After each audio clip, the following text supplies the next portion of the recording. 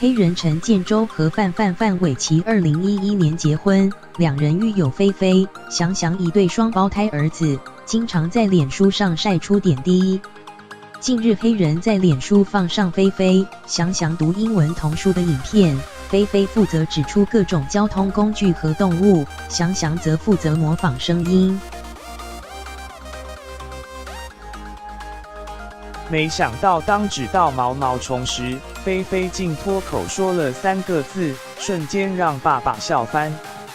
黑人昨天24日在脸书放上一只儿子的影片，写到2个笑蛋回家真好。只见画面中，菲菲、翔翔正在读英文童书，当中有各式交通工具还有动物。菲菲负责会指出各种交通工具和动物，并询问 Can you see ambulance 等句子，翔翔则会负责模仿该交通工具或动物的声音。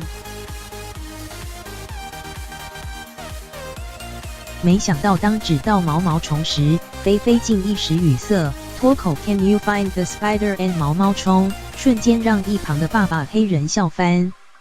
不少网友看完也留言表示毛毛虫我笑喷了，发音太可爱了，英文好厉害，毛毛虫看了真的好疗愈啊。事实上，菲菲、翔翔年纪虽小，英文能力却不错，都要归功于妈妈范。以前曾在补习班当过英文老师的她，经常会用英语和飞翔兄弟对话，也经常拿英文字卡教导孩子，睡前也会读英文故事书。黑人曾经透露，卡通汤马士小火车就是老婆教儿子学英文的秘密小道具。